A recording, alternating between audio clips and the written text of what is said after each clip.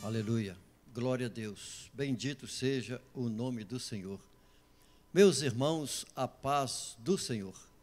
Damos graças ao nosso Deus que nos concede mais esse momento de nós estarmos na casa do nosso Pai para estudarmos mais uma porção da palavra do Senhor. Nós estamos estudando o livro de Josué. E hoje nós estaremos ministrando a lição de número 7, dando sequência os irmãos que já estão acompanhando comigo a cada domingo.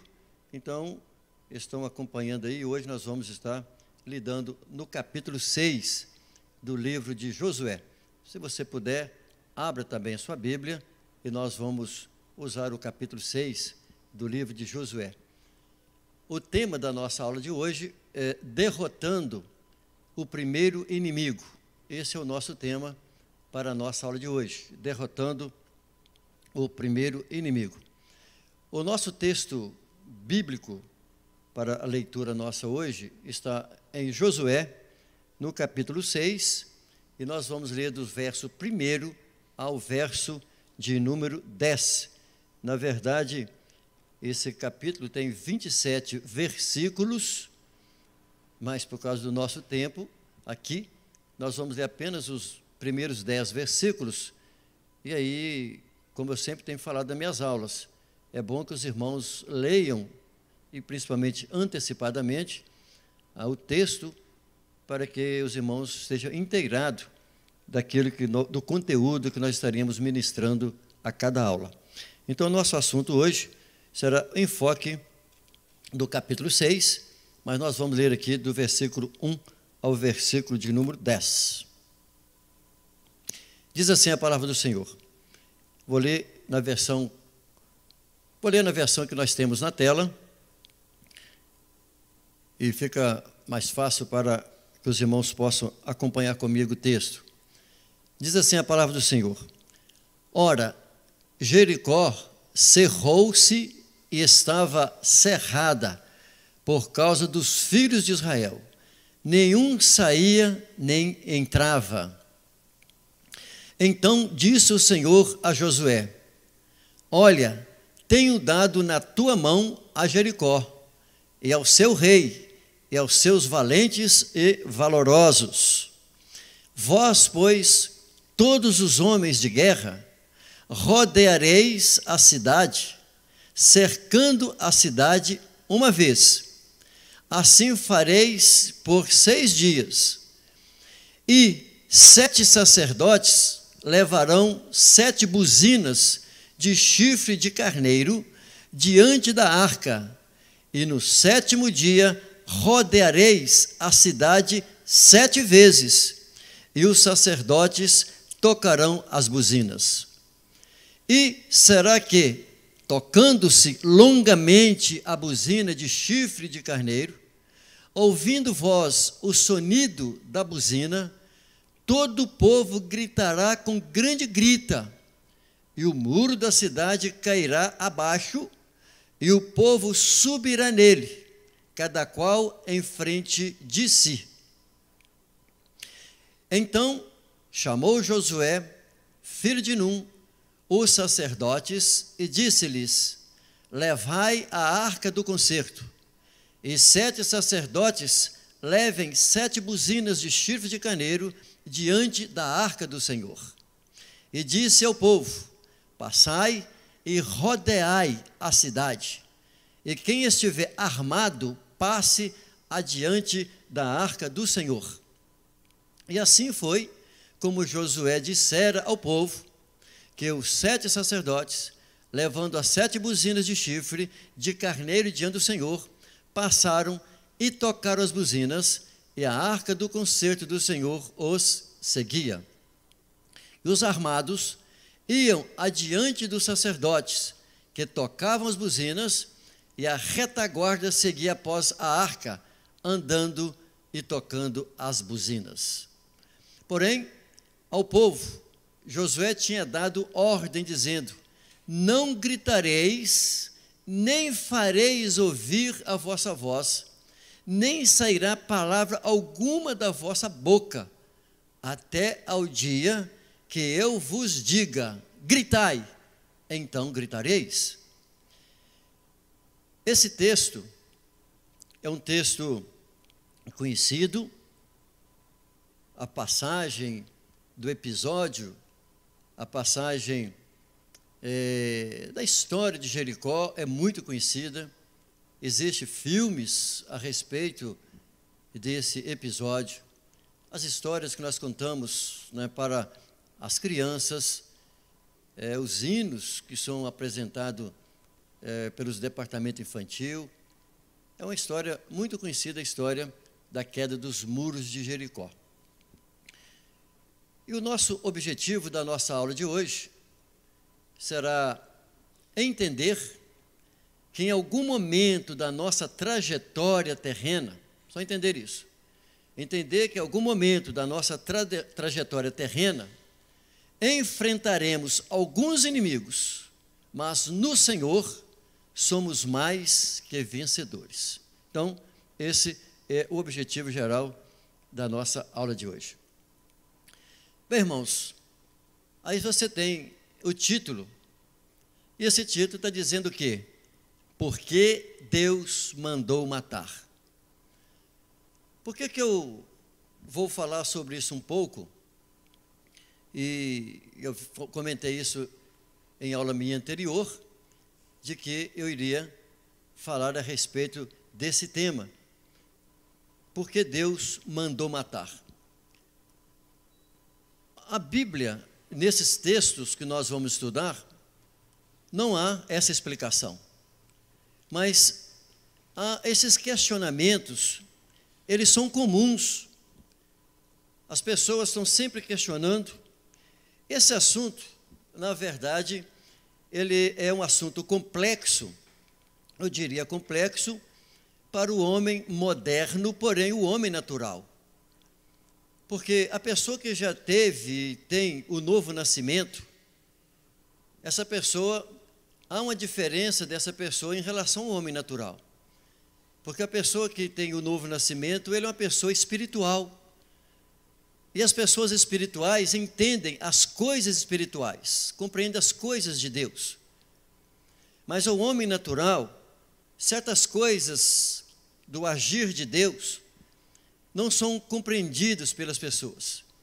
Tanto é que as pessoas naturais, elas questionam muito a Deus sobre a justiça de Deus, por que Deus permitiu ou deixou agir de certa forma.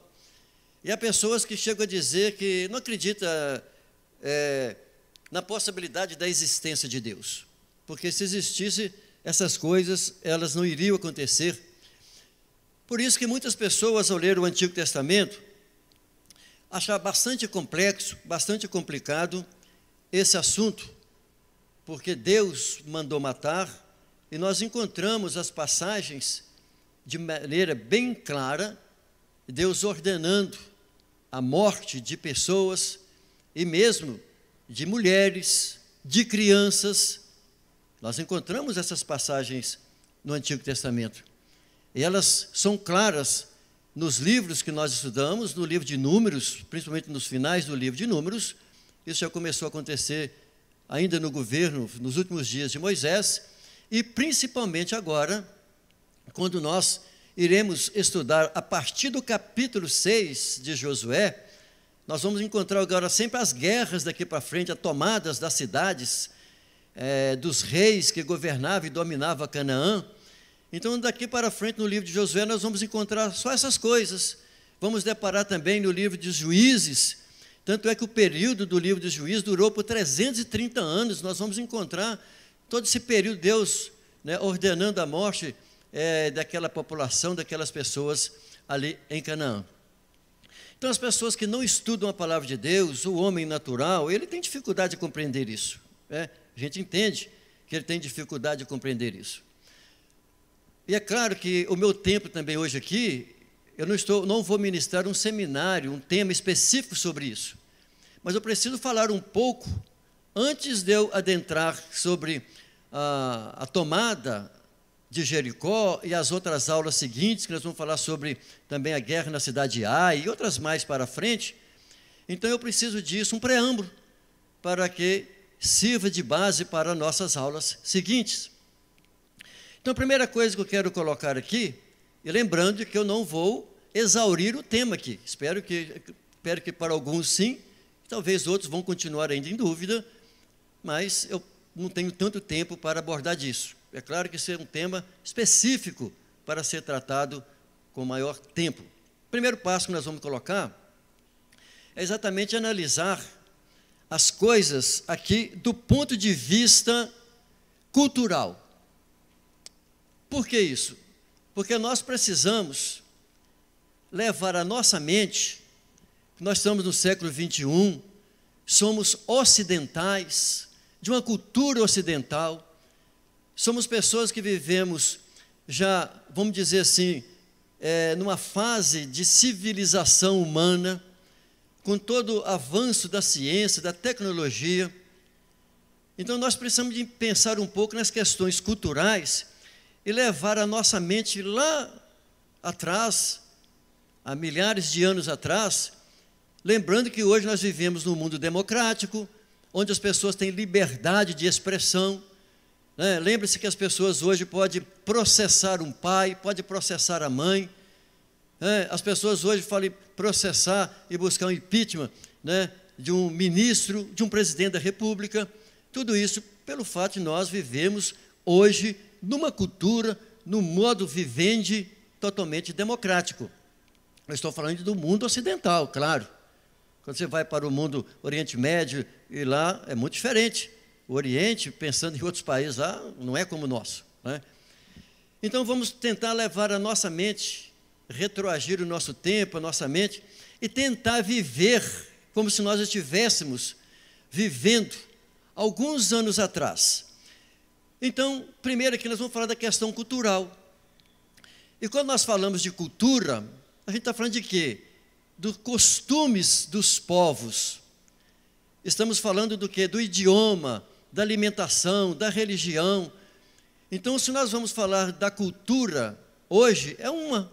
Mas se nós falarmos da cultura dos anos 60, dos nossos pais, lá dos anos 30, do Brasil, do século 17, nós vamos falar de outra cultura, outro modo de viver, outra forma de pensar, de analisar a vida, outras formas de construções, de embarcações, é totalmente diferente do nosso mundo de hoje.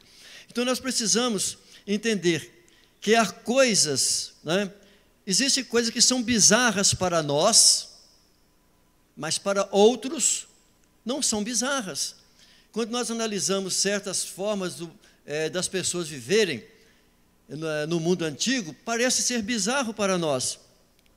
Mas mesmo a gente pensando ainda hoje na cultura de alguns países, ainda para nós é bizarro. Por exemplo, vamos falar da beleza, vamos falar um pouquinho assim, sobre a estética.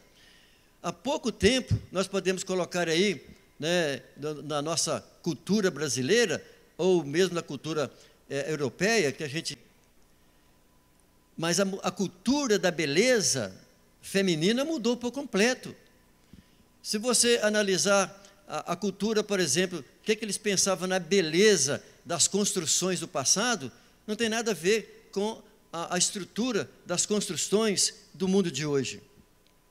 Por exemplo, nós usamos comer usando garfo, mas há anos atrás as pessoas não tinham garfo para usar, e ainda hoje, em certos países, né, de certas culturas ainda hoje, se usa comer com a mão, com uma mão, né, não com as duas, mas só uma, porque a outra mão, você sabe que ela era usada para outras coisas. Então a questão da higienização era totalmente diferente. Por exemplo, na nossa cultura mesmo, existem muitas senhoras que hoje estão aí com seus 80, 90 anos de idade. Essas senhoras, elas casaram com 10, com 12 anos, elas tinham 12 anos de idade. Elas nem sabiam o que era que estava acontecendo com elas. Por quê? Porque os casamentos eram arranjados. Eu estou falando isso de 80 anos, 70 anos atrás, da nossa cultura brasileira. Agora, você tenta imaginar isso há 1.000 anos atrás, 3.000 anos atrás. A forma do homem pensar a vida, dele praticar a vida, o seu modus vivendi, a maneira da mulher pensar e viver a vida, era totalmente diferente de hoje.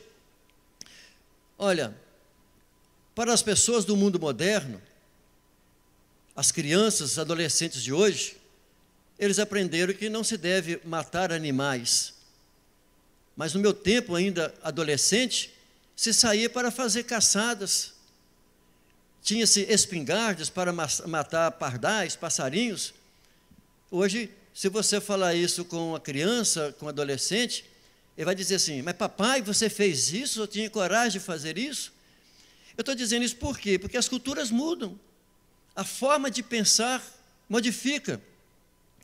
E isso quer dizer que a história, por exemplo, se nós olharmos, por exemplo, para o povo europeu, vamos pensar aqui num povo europeu. Se você analisar o período do Império Romano, como eram as conquistas romanas, como eram as cidades, como que as pessoas viviam naquela época, a forma de pensar o mundo daquela época na Europa. E mesmo depois do Império Romano, você vai verificar aí pelo século VIII, século X da nossa era na Europa, quantos reis existia naquele pequeno continente? Quantas e quantas invasões? Quem estuda história sabe do que eu estou dizendo. Quantas e quantas invasões houveram na Europa, dos saxões, dos germânicos, né? Então, todas aquelas pessoas ali teriam que destruir, matar os outros para conquistar um terreno, para conquistar um território. Tudo isso por quê? Porque eles precisavam de espaço. E eles matavam, todos eles andavam armados com espadas. É claro que estou falando aqui do século X, século XII, nessa era, nem espingarda existia. Então eles utilizavam espadas, utilizavam lanças, utilizavam arco, flechas, ainda era bem assim. Então a forma de viver, a forma de pensar era essa. Os pais, eles se sentiam bem e felizes por ter um filho guerreiro. Os pais preparavam os seus filhos, ensinavam os seus filhos desde cedo a usar uma espada. Eu nem estou falando aqui do tempo de Josué, eu estou falando de coisas de 3 séculos atrás, 4 séculos atrás, e se pensarmos, 2 séculos atrás. Então a forma de pensar, de analisar era diferente. Os pais se sentiam honrados, as mães se sentiam felizes por ter um filho guerreiro.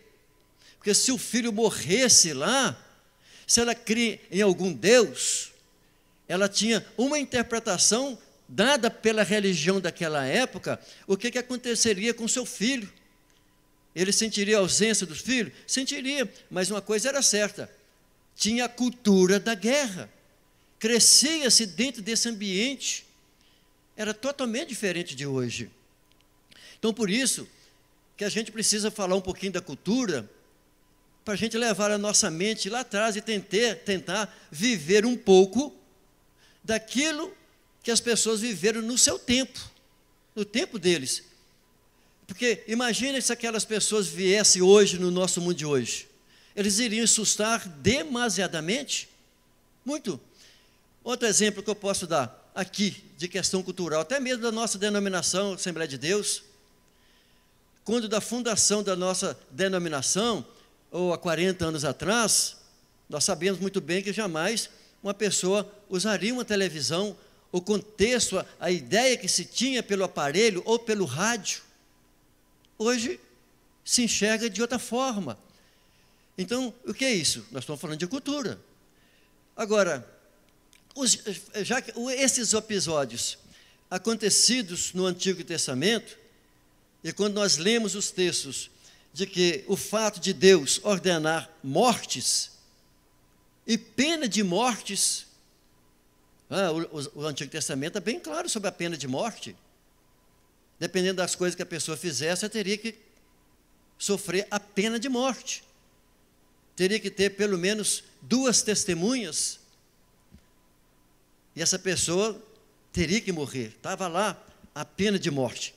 Agora, para o homem moderno, para as pessoas contemporâneas, isso é motivo de um questionamento moral, de uma questão do direito.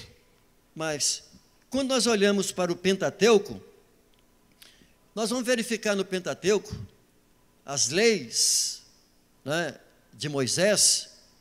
Nós vamos verificar ali o chamado a lei do talião. O que significa talião?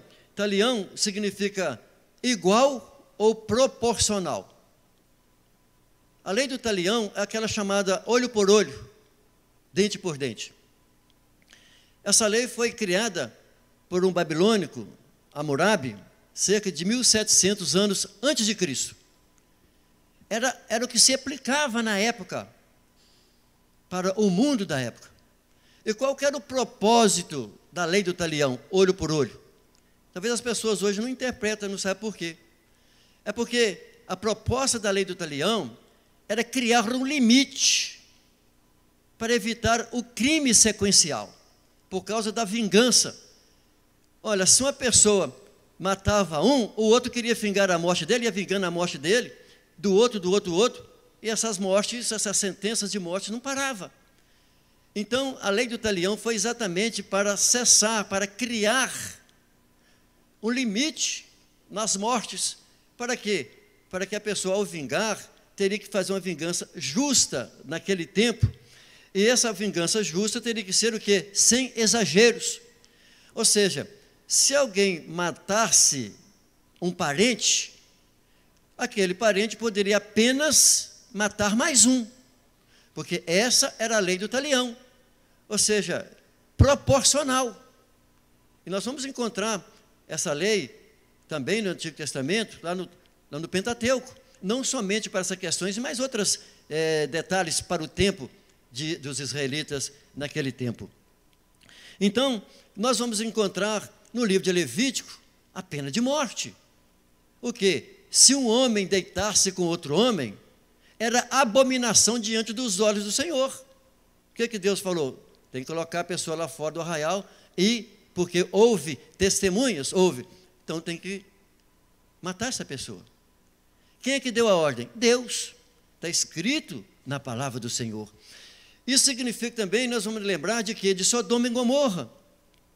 Quando nós lemos o capítulo 18 de Gênesis, nós vamos encontrar no capítulo 18, na verdade até uma intercessão, quando o anjo, ali na teofania, ele representando a pessoa de Jesus, esse anjo, ele diz para Abraão de que iria descer para Sodoma e Gomorra, por causa dos pecados, ele estava fedendo as narinas de Deus, eles iriam descer e iria destruir Sodoma e Gomorra. Então o texto do capítulo 18 vai apresentar Abraão tentando negociar com Deus. Senhor, mas se lá tivesse 50 justos, você faria isso? Não, se tiver 50 justos, eu não vou destruir Sodoma e Gomorra. Mas se tiver 40, ou seja, Abraão foi tentando negociar com Deus até chegar em 10. E se lá tiver 10 justos, e Deus falou assim, olha, se tiver 10 justos, eu não vou destruir Sodoma e Gomorra. Isso significava que Deus, Ele é misericordioso, mas Deus iria aplicar o juízo sobre Sodoma e Gomorra por causa da quantidade de pecado, de imundícia que aqueles habitantes praticavam. E isso faz com que Deus estava aplicando ali o juízo sobre Sodoma e Gomorra, a justiça de Deus sobre Sodoma e Gomorra. Olha, então como entender isso? Deus é um déspota? Deus é um tirano?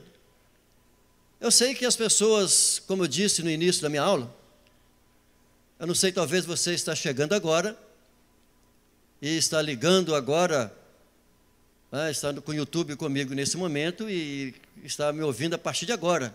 Eu espero que depois que você ouvir toda a minha aula, retorne no início da minha aula para entender por que eu estou tratando deste assunto aqui. Então, como entender isso? Deus é um tirano? Isso porque essas histórias, elas ofendem as sensibilidades morais da sociedade moderna. Essa é a verdade. Então, Deus, Ele ordena as matanças. Mas para isso, primeiro nós vamos entender aqui quem são os cananeus. Quem são eles, os cananeus? Porque Josué estaria agora atendendo a ordem de Deus para destruir todos os cananeus, os amorreus, toda aquela população ali daquela região. Quem são eles? Eu vou falar de uma forma bem rápida por causa do nosso tempo. Os cananeus são descendentes de Noé, porque Noé teve 3 filhos, e um dos filhos dele chama Cã, e ele teve um filho chamado Canaã. Canaã era neto de Noé, e Canaã sofreu a maldição que o avô tinha colocado no pai. E nós vamos encontrar nas Escrituras, a partir do capítulo 11 de Gênesis, e nós vamos verificar depois nas sequências, capítulo 12, 13, na sequência, como era o povo cananeu, como que eles viveram. Eles eram idólatras. Toda essa população que morava ali, às vezes você vai encontrar um texto bíblico que vai chamá-los de os amorreus, e outro texto bíblico você vai ouvir chamá-los de cananeus. Mas está falando dos mesmos povos, porque eles eram subdivididos. Então, todos eles eram descendentes de Canaã. E se você ler os textos de Gênesis, você vai encontrar a genealogia, e nessa genealogia você vai encontrar todos aqueles ali, que são os heteus, os jerezeus, os perizeus, todos eles, inclusive Sidom, todos são descendentes de Canaã. E esses descendentes de Canaã tinham o comportamento, atitude de Caim, ou seja, pessoas más, pessoas corruptas, pessoas rebeldes contra Deus. E olharmos os textos nas Escrituras, no capítulo 15 de Gênesis, nós vamos encontrar no capítulo 15 de Gênesis, eu vou ler com vocês daqui a pouco, exatamente quando Deus chama Abraão, que está lá no capítulo 12 de Gênesis, Deus chama Abraão, e Abraão então sai de Ur, da Caldeia, vai para Padã Arã, que é onde hoje é a região do Iraque, da Síria ali, e ele então, Abraão, porque essa história toda ela tem um começo aonde? Em Abraão, porque Deus, ele havia dito a Abraão, que dele, ele faria uma grande nação, mas Deus disse, que lá no capítulo 15 de Gênesis, você pode depois ler e acompanhar o que eu estou falando com vocês, que Deus disse para Abraão, de que ele seria uma grande nação, porém, que ele, os descendentes dele, seriam peregrinos, e que eles seriam escravos por um tempo de 400 anos, ou seja, que ele ficaria fora, os seus descendentes, por 4 gerações, e depois eles voltariam para aquela terra de Canaã. Olha, por que isso? Porque Deus é onisciente. Nós sabemos e estudamos isso em teologia sobre a presciência de Deus. Isso significa que Deus sabe o que vai acontecer antecipadamente. porque Deus, Ele é onisciente, Ele sabe de todas as coisas. Então Deus já havia dito para Abraão de que ele, a descendência dele, iria peregrinar, mas que 400 anos posteriormente voltariam. E nós estudamos nas nossas aulas anteriores o fato de eles terem ficado pelo deserto de 40 anos, que Moisés retirou o povo do Egito, 430 anos depois que o povo tinha ido para lá através de Jacó, e agora através de Josué, Deus estaria usando a Josué para aplicar o juízo sobre os cananeus, por causa dos pecados dos cananeus, do tipo de vida que os cananeus levavam ali naquela região. E Deus queria então usar um povo separado, pela qual Deus deu os oráculos através de Moisés, para que os israelitas vivessem uma vida de conformidade com Deus, para que então eles, os hebreus, pudessem eliminar todos os habitantes, todos os cananeus. Por que isso? Porque Deus havia dito a Abraão, 430 anos antes, que ele seria peregrino, mas que a descendência voltaria até que o meu cálice se transbordasse com as atitudes dos cananeus. Então, da mesma forma que Deus aplicou o juízo sobre Sodoma e Gomorra, Deus aplicaria o juízo posteriormente sobre os cananeus. Então, eu estou dizendo quem são eles. Mas veja, então, já estou quase encerrando aqui para nós adentrarmos na nossa aula sobre a invasão e a derrota da cidade de Jericó.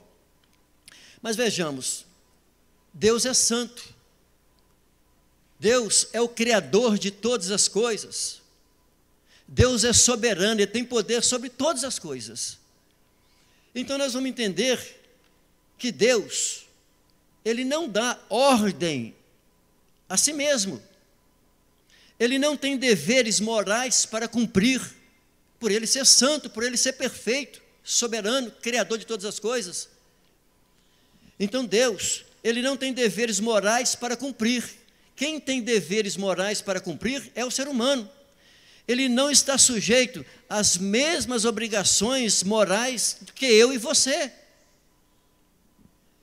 Eu não posso, em hipótese alguma, tirar a vida de uma pessoa. Se eu tirar a vida de uma pessoa, eu serei um homicida.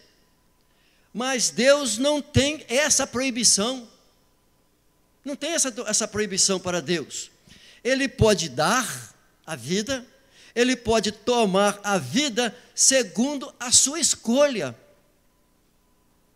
Deus tem o direito de tirar a vida, teria e tem o direito de tirar a vida dos cananeus quando Ele quisesse. É isso que nós temos que entender. E as pessoas nascidas de novo, as pessoas que têm o Espírito Santo, eles interpretam e entendem isso. Então, isso compete a Deus, quanto tempo eles, os cananeus, iriam viver e quando é que eles iriam morrer. Isso é decisão de Deus. Por exemplo, se Deus quiser me fulminar aqui agora, Ele me mata aqui agora. Porque quem tira a vida das pessoas é Deus, é com a permissão dEle. Eu posso não estar aqui amanhã, por quê? Porque Deus tirou a minha vida. Isso significa que Deus é Ele quem tem autoridade e tem poder sobre a vida. Então, para a gente encerrar essa parte aqui, Deus então estaria usando os hebreus para aplicar o seu juízo sobre os cananeus, pelos seus muitos pecados. Por exemplo, os cananeus sacrificavam seus filhos aos ídolos daquela época. Esse eu estou dando um pequeno exemplo. Basta ler e você verificar sobre isso. Então, tudo começa com Abraão, a promessa de Deus. Basta você ler Gênesis, no capítulo 15, a partir do versículo 13, você vai verificar isso com clareza. Lá, Deus, Ele dá os termos para Abraão, a promessa de Deus a Abraão. Eu já quero parar por aqui para eu entrar na minha aula a respeito da destruição de Jericó, mas se você ler o livro de Gênesis, você vai verificar que Abraão, ele comprou terras ali. O filho dele, Isaque, foi muito rico, próspero, assim como Abraão foi. Só que depois, nos dias de Jacó, por causa de uma grande seca em Canaã, eles foram levados para o Egito, e lá já estava o filho de Jacó, que era José, e ficaram lá e foram escravos no Egito. Então, como os textos nos diz a respeito disso, eu quero ler aqui Deuteronômio, se você tiver com a sua Bíblia aberta, Deuteronômio, no capítulo 7, nós vamos encontrar essa passagem de Deuteronômio no capítulo 7, do versículo 1 ao versículo de número 6, a razão pela qual Deus usa os judeus para destruir esses povos. Está aqui, ó, pode acompanhar comigo, Deuteronômio 7, do versículo 1, e vou ler até o versículo de número 6. Vou ler na minha versão, e você pode acompanhar na tela, na versão que o Carlos está colocando. Diz assim a palavra do Senhor, até o versículo 6 do capítulo 7 de Deuteronômio. Deus falando, usando a Moisés para aquela geração que iria passar o Jordão.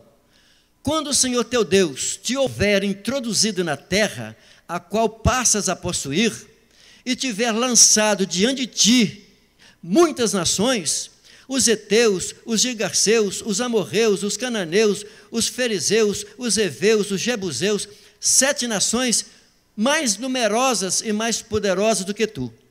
E quando o Senhor teu Deus as tiver dado diante de ti, totalmente as destruirás. Não farás aliança com essas nações, nem terás piedade delas. Não te aparentarás com elas.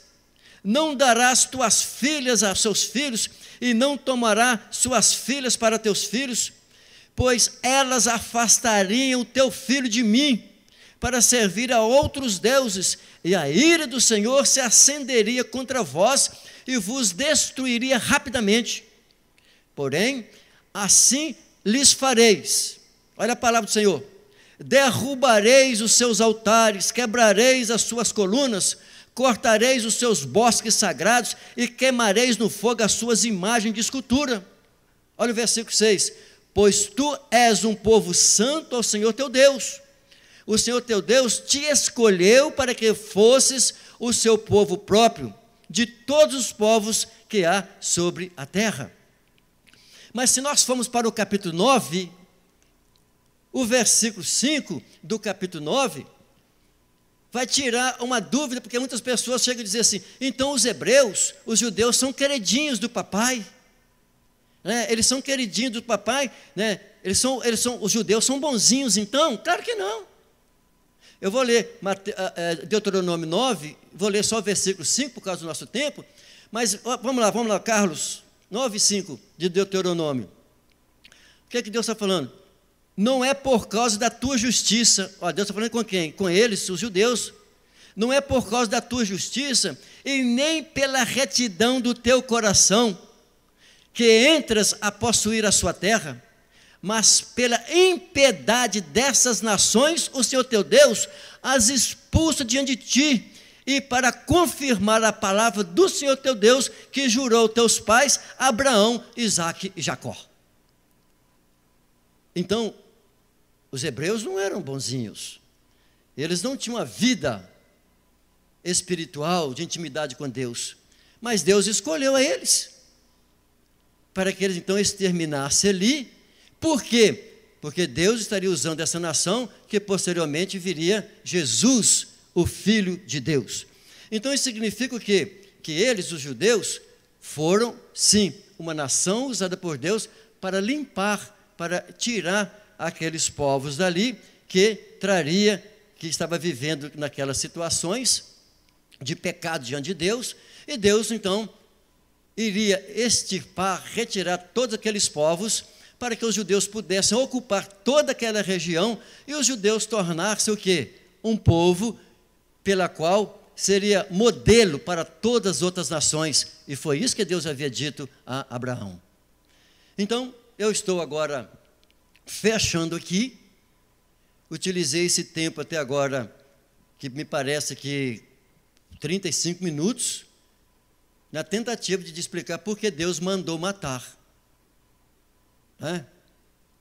Eu deixei bem claro, Deus agiu segundo a cultura daqueles dias. Deus não está preso à cultura de ninguém, mas Deus usa a cultura, o tempo das pessoas para as suas ações. Então, isso que eu estou dizendo, Deus, Ele usa a linguagem para nós nos nossos dias de hoje, e Deus utilizou formas de lidar naqueles dias por causa da forma de viver dos povos daquela maneira. Por isso que os princípios éticos de Deus, eles são eternos. Tanto os princípios estabelecidos no Antigo Testamento perduram para os nossos dias de hoje. Ok, então vamos lá para a introdução da nossa lição número 7. A guerra contra Jericó não era apenas dos hebreus, mas também do Senhor, pois chegara a hora do juízo divino, em que a medida da iniquidade dos amorreus se completara.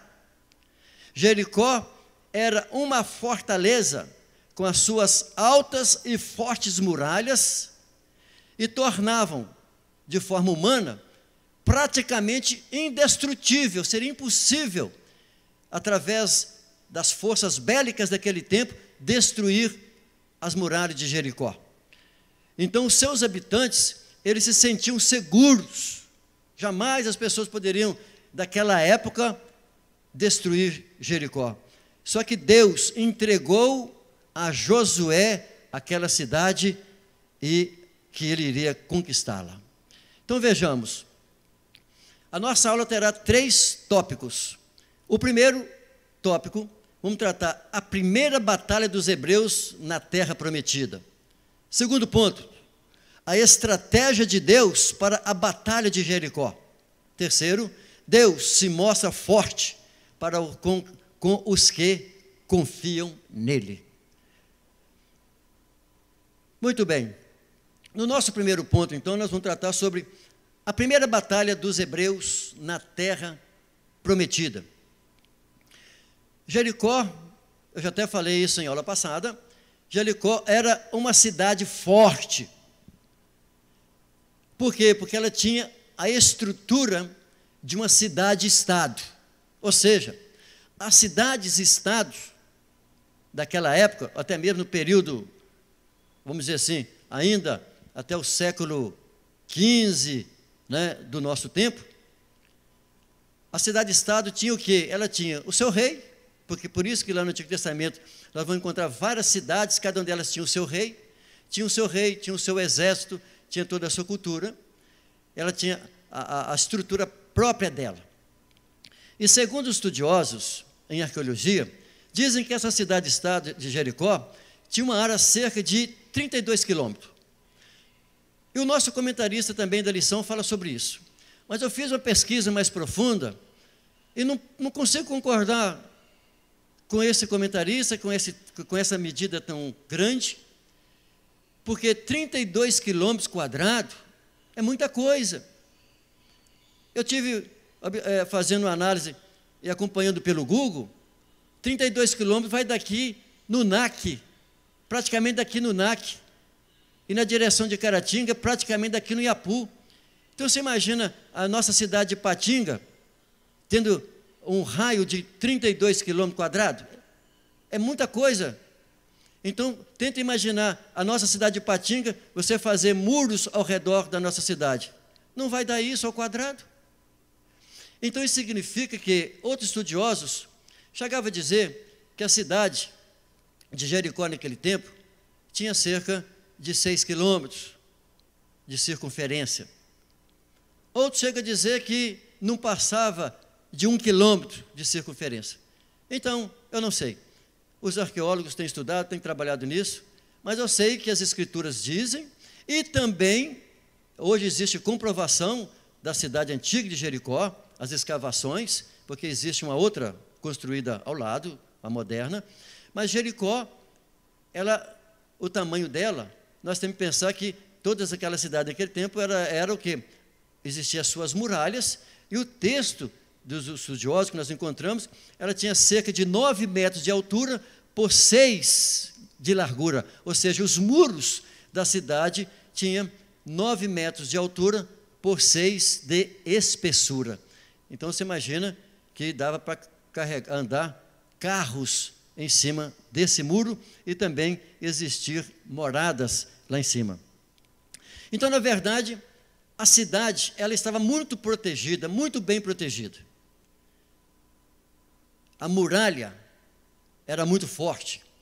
E os cananeus acreditavam que os seus deuses eram suficientes para dar sustentação e não permitir que ninguém entrasse em Jericó. Eles criam porque estavam protegidos pelos seus deuses daquela época. Veja que essa cidade de Jericó, os seus muros, então era praticamente impossível derrubar os muros de Jericó. A fortaleza da cidade, olha aí, e os guerreiros que existiam em Jericó assombraram os 12 espias cerca de 38 anos antes desses dias de Josué, quando Moisés mandou aqueles 12 espias para conhecer as cidades, o território. Isso mostra que eles voltaram assustados, falando, dando relatório para Moisés. Quantos anos? 38 anos antes desses dias aqui de Josué. Então Moisés, também antes da sua morte, ele subiu lá no Monte Nebo, ele avistou toda a terra. Moisés avistando a terra, e também é claro que Moisés sabia como eram os povos, porque as pessoas davam informação naturalmente naquela época, como eram os povos, como que eles eram guerreiros, como é que eles faziam as suas guerras. E Moisés então ele olhou e viu claramente de que para os hebreus conquistarem aqueles povos, os hebreus conquistarem aquelas terras, eles teriam muitas lutas, eles teriam muitas dificuldades para chegar e conquistar aquelas terras. Então, ele mesmo, Moisés, entendia que seria difícil para o povo hebreu. Quando nós olhamos em Josué, no capítulo 2, naquele momento em que os 2 espias foram orientados por Josué, eles já estavam acampados ali em Gilgal. Aqueles 2 espias, até lecionamos isso na aula passada, quando eles foram lá e o rei de Jericó teve informação a respeito dos espias, o que o rei fez? Ele mandou procurar, ele queria eliminar, matar aqueles espias. Isso porque a própria Raabe, ela informa que o coração do povo estava derretendo, com medo dos hebreus. Mas não era dos hebreus, eles tinham medo do Deus dos hebreus, porque eles sabiam muito bem que os hebreus não tinham condições, não tinham armas, eles não tinham recursos para destruir aquele muro, jamais. Mas eles sabiam que o Deus dos hebreus havia aberto o mar vermelho 40 anos antes, que agora, há poucos dias atrás, eles puderam passar no Rio Jordão e estavam acampados em Gilgal. Então a população, o rei, todos eles estavam derretendo de medo, porque sabia muito bem quem era o Deus dos hebreus. Essa era a situação. E o que significa? Então, para entendermos, a única possibilidade dos hebreus, aquela cidade poderia ruir, cair, aquele muro só poderia ser destruído se tivesse ajuda, se tivesse a intervenção de Deus. É dessa forma, irmãos, que nós sabemos que, para mim, para você, nas nossas lutas, nas nossas pelejas, se Deus não intervir, nós iremos sucumbir. Quantas situações nós já passamos que houveram intervenções de Deus? E aí nós entendemos por que nós conseguimos passar por aqueles momentos, por aquelas lutas. Então, analisarmos sobre a tomada de Jericó, assim como muitos inimigos do povo de Deus, nós vamos notar que eles só foram destruídos as outras cidades, os outros inimigos dos povos de Deus, porque Deus interveio para com eles. A gente para analisar isso aqui, talvez isso acontece porque o inimigo do servo de Deus está sempre agindo pelas forças espirituais da maldade. Mas o apóstolo Paulo, lá em Efésios, no capítulo 6, ele diz que nós precisamos estar vestidos das armaduras espirituais de Deus. Se nós estivermos revestidos das armaduras espirituais de Deus, isso significa claramente que nós iremos vencer as hostes espirituais. Mas isso se Deus intervir ao nosso favor. Aquela cidade, as outras cidades, os outros povos pelas quais eles ainda, porque aqui foi a primeira conquista, Jericó, Deus teria que intervir, do contrário, eles jamais chegariam lá. No nosso ponto 2 da nossa lição, nós vamos tratar sobre a estratégia de Deus para a batalha de Jericó. Porque quem vai dar as estratégias é Deus.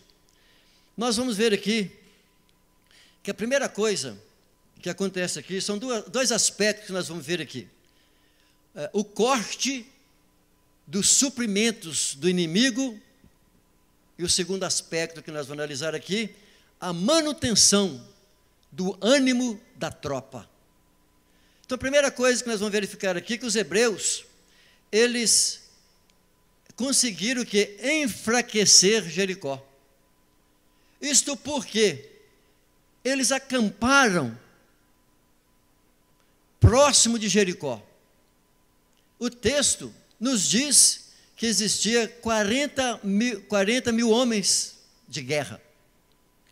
Mas veja que toda aquela população ali em frente a Jericó. Para eles, para o povo, para o rei, qual era a situação? Eles não podiam sair e nem podiam entrar. Então isso significava o quê? Que eles ficariam sem os suprimentos essenciais. Que o povo, se saísse, eles teriam medo de morrer do lado de fora dos portões. Mas se eles também ficassem lá dentro, eles ficariam sem suprimentos. Eles ficariam sem condições de vida e poderiam morrer lá dentro, ou seja, o povo estaria enfraquecido. Então, muitas vezes, para derrotar o mal, esse é o primeiro passo, ou seja, cortar a fonte que fortalece o mal. O que é, no nosso caso espiritual? O pecado. O pecado é que nos destrói. A primeira coisa que nós temos que fazer é o quê? É cortar. Veja, Jesus, ele ensinou a respeito disso.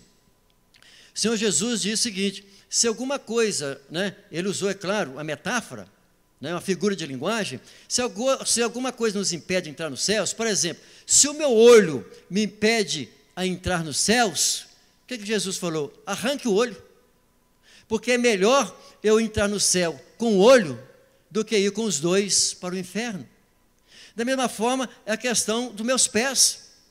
É melhor eu cortar um pé e entrar no céu com um pé do que ir para o inferno com os dois pés. O que Deus está querendo, o que Jesus estava querendo ensinar os discípulos? É que nós temos que saber agir, ou seja, cortar a fonte do mal que às vezes irá nos prejudicar e temos que cortá-lo antes. Mas esses cortes nem sempre são físicos, são com as nossas atitudes, com os nossos comportamentos. Uma coisa que todo cristão faz e precisa fazer, e aprende isso por fruto do Espírito Santo, chama-se renúncia. Uma das coisas mais difíceis para o ser humano é a renúncia.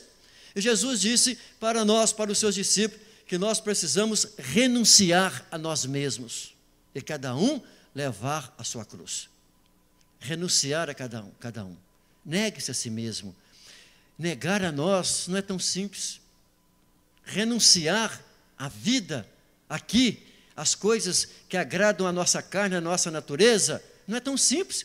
Somente através da graça do nosso Deus. Lembra da destruição de Sodoma e Gomorra? O que acontece? Os anjos tiveram que pegar Ló, a sua esposa e as suas filhas pelas mãos, o seu genro, e arrastá-los de Sodoma e Gomorra. Isso por causa da intercessão de Abraão. Mas houve uma ordem. O anjo disse: não olheis para trás. O que aconteceu com a mulher de Ló? Ela olhou para trás. É um problema de renúncia. Às vezes a pessoa vive uma vida, mas ela precisa renunciar à vida que ele está vivendo para ficar com o Senhor nosso Deus. Capítulo 13 de Mateus esclarece muito sobre isso. Então isso significa que a primeira coisa que tem que se fazer é o quê? É enfraquecer o inimigo. E eles, os hebreus, fizeram isso. Segunda coisa que nós vamos verificar na sequência era exatamente ver e analisar sobre a fé dos guerreiros. Porque os guerreiros do Senhor agem por fé. Os guerreiros do Senhor, eles agem através da fé. É o poder da fé. Isso significa que Deus, Ele conhece a nossa estrutura. Salmo 103, Davi, lá no versículo 4, ele fala sobre isso, que Deus conhece a nossa estrutura e Ele sabe que nós somos pó. E Deus, Ele não esquece, Ele lembra de que nós somos pó. Ou seja, Deus conhece a nossa estrutura, Ele sabe quem eu sou, psicologicamente falando, emocionalmente falando. Deus sabe como que eu sou espiritualmente falando. E Deus, então, o que Ele estaria fazendo ali, através de Josué? Deus estaria dando ânimo para eles. O Senhor falou com eles o seguinte, que eles iriam ganhar, que Josué, aquela guerra seria dado às mãos de Josué. O que é isso? Deus sempre, Ele nos estimula através de promessas. Promessas. Eu recebi, e todo salvo tem uma promessa. Qual é a promessa? Nós estamos aguardando a volta do Senhor Jesus. A todo momento eu aguardo a volta do Senhor Jesus. Essa promessa me estimula a me manter fiel a meu Deus. Por quê? Porque eu quero estar no céu. Eu preciso renunciar à minha vida, porque no céu não entra pecado. Essa faz a diferença. O Senhor, então, sempre Ele está estimulando a fé das pessoas e sempre utilizando as promessas. Deus tinha dito que estaria com eles naquela empreitada. E não é diferente dos nossos dias. O que Jesus disse aos discípulos antes deles subir aos céus? Jesus diz assim: eu estarei convosco todos os dias até a consumação dos séculos. A promessa do Senhor. Então Jesus diz também que Ele estaria conosco nas nossas empreitadas. Jesus disse aos seus discípulos e deixou registrado na palavra dele que Ele estaria conosco nas nossas lutas, nas nossas empreitadas. Era isso que Deus estava fazendo com os guerreiros naquele dia. Era isso que Deus estava falando com aqueles homens naquela época, porque eles teriam que ter fé para que o muro viesse a cair. E na verdade, eu estou dizendo muro porque nós conhecemos a história. Deus não tinha dito que os muros iam cair. Deus havia dito que a conquista estava na mão deles e que Deus iria dar Jericó nas mãos de Josué. Essa é o que Deus disse. Agora Deus deu, sim, é claro, a estratégia. Ele deu a estratégia, sim. E para isso, vamos lá. O Senhor dá as instruções para a conquista. Quem dá a instrução é Deus. As estratégias são de Deus. E compete ao guerreiro, compete ao servo do Senhor crer. Então, a estratégia usada por Deus, ela foi simples. Ou, na verdade, eu diria, do ponto de vista humano, absurda. Mas teria que existir a fé. Qual que for a estratégia?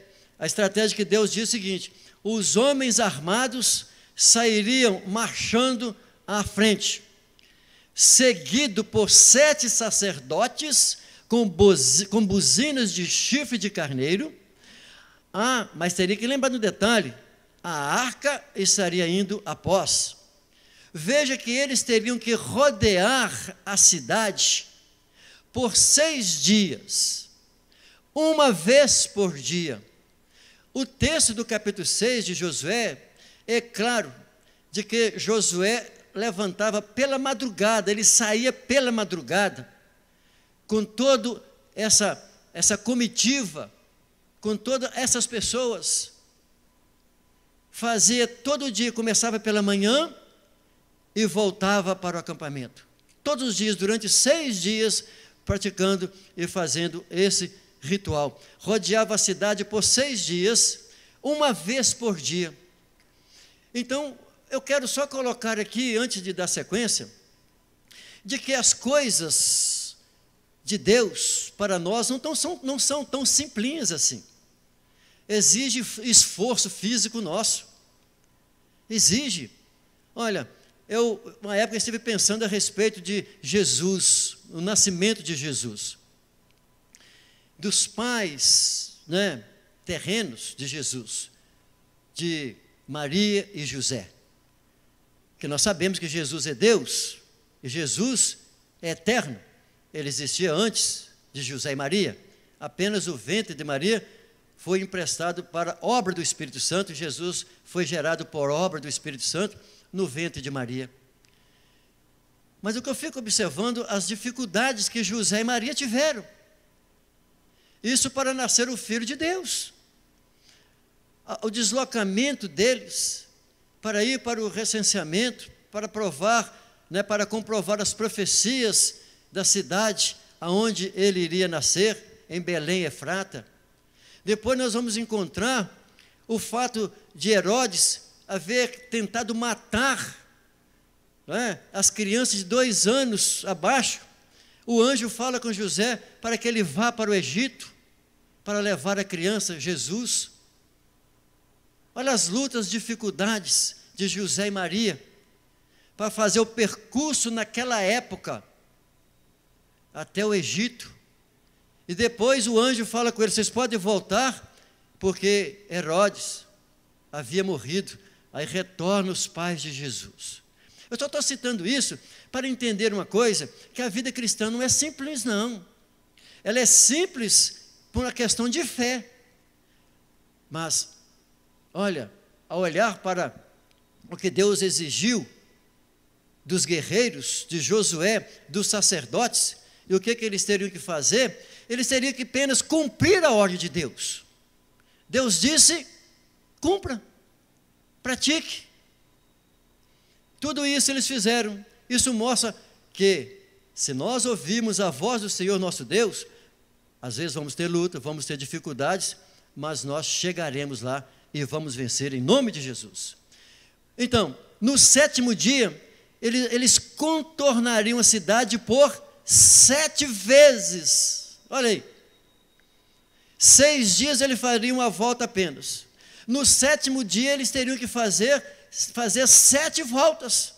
Aí você analisa comigo que esse diâmetro, esse perímetro, não poderia ser tão longo.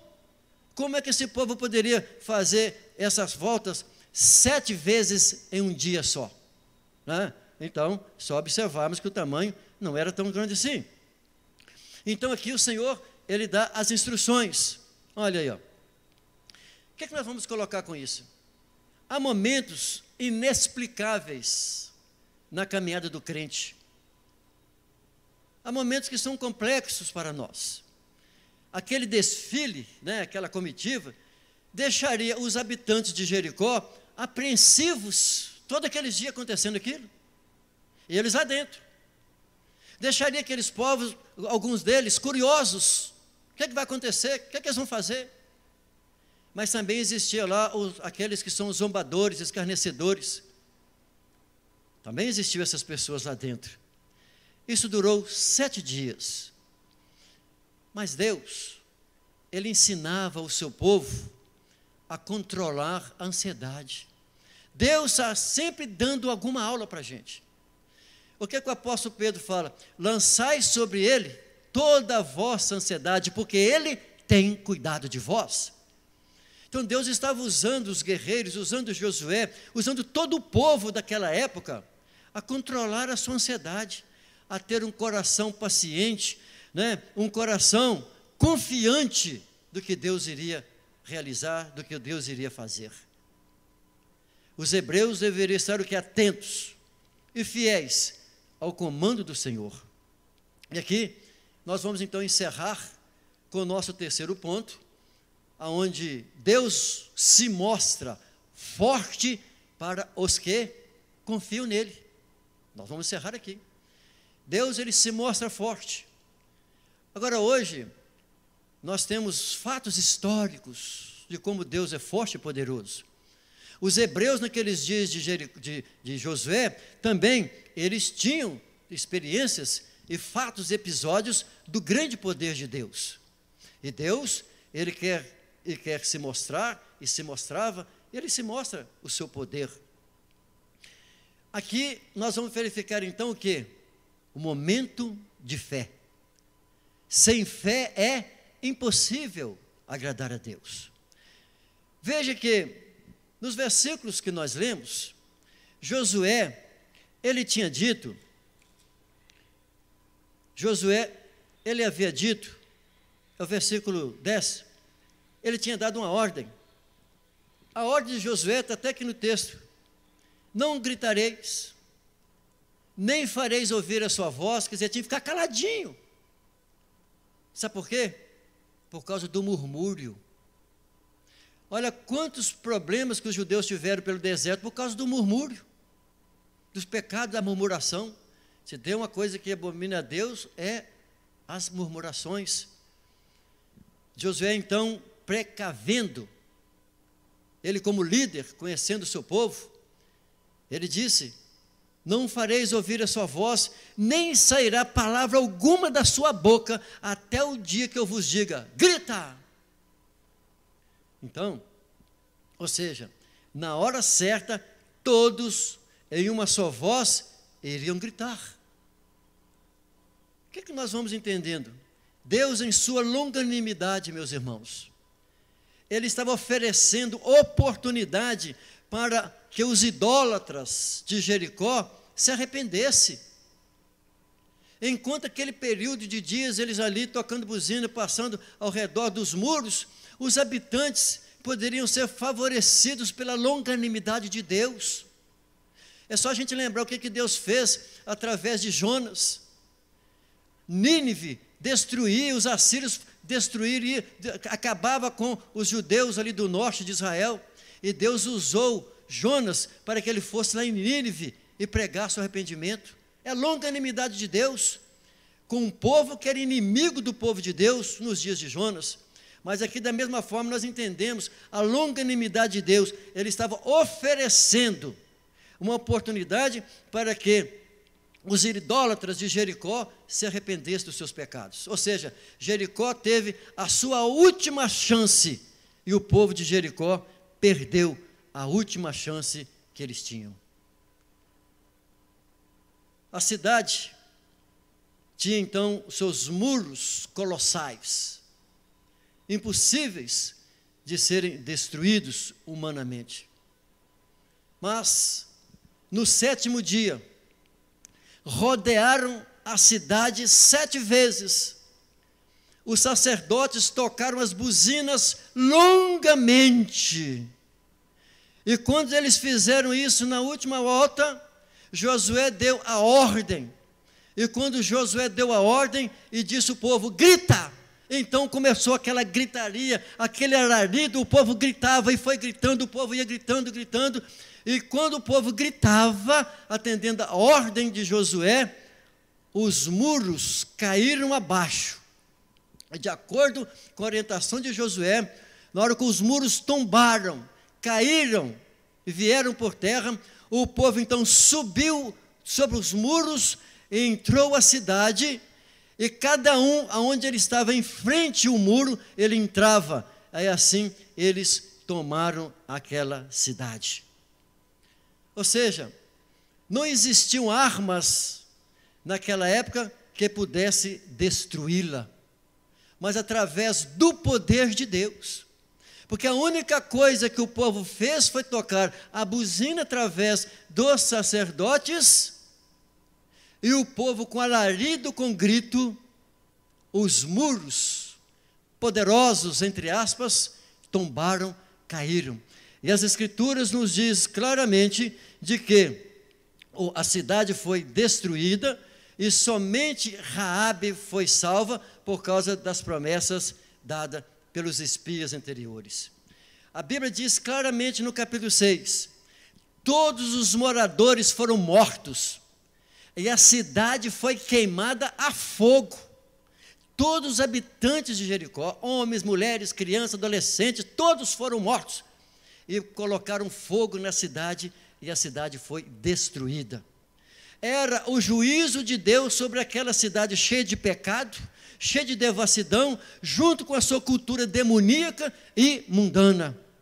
Deus então estava ali aplicando o juízo sobre aquela cidade. Porém, no meio de todo aquele antro de perdição, uma mulher, que era até uma prostituta, ela se converteu ao Deus Todo-Poderoso. Por quê? Porque ela sabia, como ela disse no capítulo 5, de que o Deus de Israel era o Deus muito mais forte, mais poderoso do que os deuses dos cananeus. Então isso mostra que aquela mulher creu e ela foi salva. Raabe, ela foi salva e ela entra na genealogia de Jesus. Ela vem a ser a bisavó do rei Davi. E ela é referida no Novo Testamento como uma mulher de fé. Eu quero já fechar e concluir a minha aula dizendo que Josué, como nós vimos no capítulo 5, na aula passada, depois que ele teve um encontro com Deus, com aquele anjo com a espada desembaiada, ele entendeu que era apenas o servo do Senhor dos Exércitos, ele, Josué, submetendo ali a sua experiência militar à vontade de Deus. Josué, então, ele se submeteu. Ele tinha experiência militar, mas se submeteu à vontade de Deus. Toda a sua estratégia era divinamente orientada. É assim que deve ser as nossas vidas. Nós temos nossos talentos, nós temos as nossas habilidades, mas Deus quer usar as nossas habilidades, os nossos talentos na obra dEle. E assim nós temos que entender que todas as formas, toda maneira nossa de agir deve ser orientada por Deus, deve vir pelas instruções do nosso Deus. Então, conduzido pelo Senhor, os hebreus tomaram a cidade de Jericó e em seguida, logo após a cidade de Jericó, seria a vez da outra cidade à frente, que é a cidade de Ai. E assim que eles atingissem aquela outra cidade, então estaria livre, aberto o acesso para a terra prometida. Então, meus irmãos, eu estou finalizando, encerrando a minha aula, e não sei que hora que você ligou o seu aparelho, iniciou me ouvindo, mas eu iniciei minha aula falando porque Deus mandou matar. Se você quiser voltar posteriormente, a aula ela está no YouTube para qualquer tempo que você quiser ouvi-la, e assim você poderá entender por que Deus mandou matar. Porque as nossas próximas aulas, daqui para frente, nós vamos estudar a respeito do juízo de Deus sobre os povos cananeus. Amém, meus irmãos? Eu quero dizer para os irmãos que nós teremos a nossa próxima aula, se Deus quiser, e será sobre a batalha contra a cidade de Ai. Eu quero, antes de orar com os irmãos, antes de encerrar aqui, o pastor Valdir Gonçalves não pôde estar conosco, e ele pediu para que eu informasse os irmãos e lembrasse de 2 avisos para hoje, domingo à noite. Nós teremos o culto de missões, aqui no Templo Central. Estaremos recebendo os irmãos que foram para Cairós. Os missionários ficaram lá um período de fevereiro até semana retrasada, se preparando lá na Cairós, e estaremos recebendo todos eles aqui. Nosso culto será dividido em 2 tempos, às 18h30, para os irmãos que têm 50 anos acima. Então, nós teremos os missionários, normalmente nesse culto aqui, com a participação dos irmãos. E depois, às 19h45, nós teremos também os irmãos que têm 50 anos abaixo. E teremos os missionários nos 2 cultos nossos, trazendo testemunhos e também a pregação da palavra do Senhor. Então, você está convidado para participar conosco do nosso culto de missões hoje à noite. E o último recado do nosso pastor é a respeito do período de oração, que esse mês de agosto será um mês todo de oração, como essa semana, né, que encerrou na sexta-feira. Houve oração de segunda a sexta, todos os dias aqui à noite, e essa semana prossegue normalmente, como todo o mês de agosto. Então, amanhã, segunda-feira, até sexta-feira, acontecem normalmente os períodos de oração que a igreja, e cada um de nós podemos tirar um dia ou mais, ou todos os dias, se for possível, para estar aqui orando durante a semana, e os objetivos são apresentados normalmente nos cultos. Meu irmão, então vamos orar ao nosso Pai, vamos agradecer ao nosso Deus, que nos concedeu esse momento de estudarmos esse tema sobre a tomada, né, da primeira guerra que Israel fez em Jericó. Pai querido, nós te agradecemos em nome de Jesus, pelo grande amor do Senhor para conosco. Nós estudamos a Tua palavra, Senhor, e entendemos o agir do Senhor naqueles dias, por que o Senhor agia daquela época, daquela forma, a linguagem, a cultura, a forma de viver daquele povo, e também, Senhor, porque Tu usou o Teu povo, Senhor, Israel, para aplicar o Teu juízo sobre aquelas nações. E assim nós oramos agradecido a Ti, Senhor, porque o Senhor tem salvado a nós, tem dado liberdade, tem usado vidas para que essas pessoas possam ainda ouvir a Tua palavra e se converter-se dos seus maus caminhos.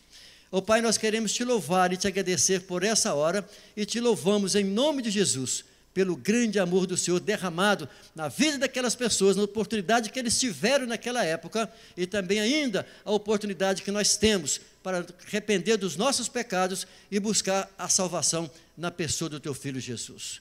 Assim nós oramos, agradecidos, em nome de Jesus. A graça do Senhor Jesus, o amor de Deus e a comunhão do Espírito Santo seja com cada um de vós. E assim nós dizemos, amém, que Deus vos abençoe.